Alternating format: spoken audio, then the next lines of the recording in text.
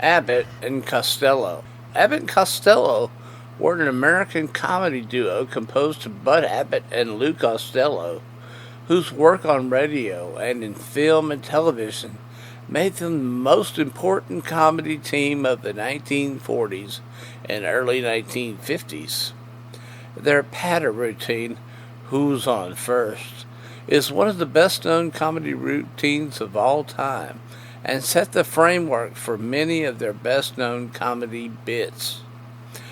Bud Abbott, 1897 to 1974, was a veteran burlesque entertainer from a show business family. He started in burlesque box offices as a treasurer around 1918 and eventually managed and produced touring burlesque companies before becoming a performer. He worked as a straight man with his wife Betty, then with veteran burlesque comedians such as Harry Stepp and Harry Evanson.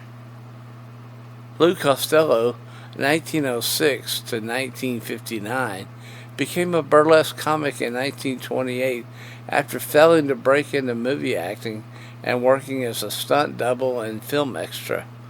He appears briefly in the 1927 Laurel and Hardy's silent two-reeler, The Battle of the Century, seated at ringside during Stan Laurel's ill-fated boxing match. As a teenager, Costello had been an amateur boxer in his hometown of Paterson, New Jersey. Costello's first appearance in burlesque was in St. Joseph, Missouri.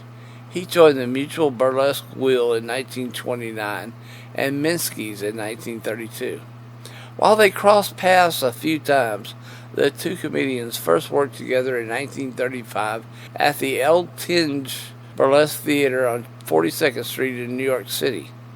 This performance came about when Costello's regular partner became ill.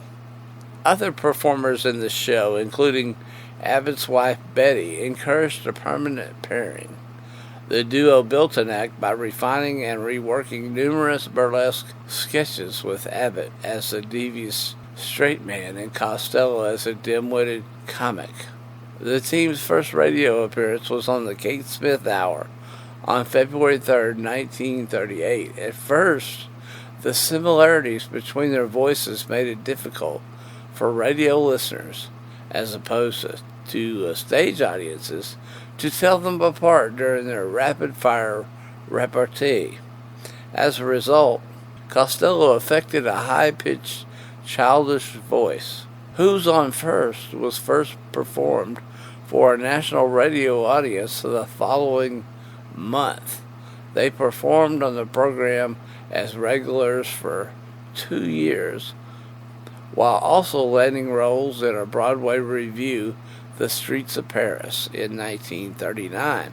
In 1940, Universal Studios signed them for a musical, One Night in the Tropics. Cast in supporting roles, they stole the show with several classic routines, including the Who's On First routine. Universal signed them to a 2-picture contract. Their second film, Buck Privates, directed by Arthur Lubin and co-starring the Andrews sisters, was a massive hit, earning $4 million at the box office and launching Abbott and Costello as stars. After working as Fred Allen's summer replacement in 1940, Abbott and Costello joined Edgar Bergen and Charlie McCarthy on the Chase and Sanborn Hour in 1941. Two of their films, Buck Privates and Hold That Ghost, were adapted for Lux Radio Theater that same year. They launched their own weekly radio show October 8th, 1942, sponsored by Camel Cigarettes. The Abbott and Costello Show mixed comedy with musical interludes by vocalists such as Connie Haynes, the Delta Rhythm Boys, Skinny Ennis, Marilyn Maxwell.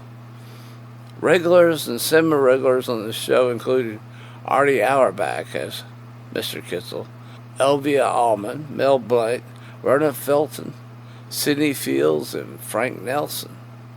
Ken Niles was the show's longtime announcer, doubling as an exasperated foil to Costello, who routinely insulted his on-air wife, played by Elvia Allman. Guest stars included Cary Grant, Frank Sinatra, the Andrews Sisters, and Lucille Ball. In 1947, the show moved to ABC, the former NBC Blue Network.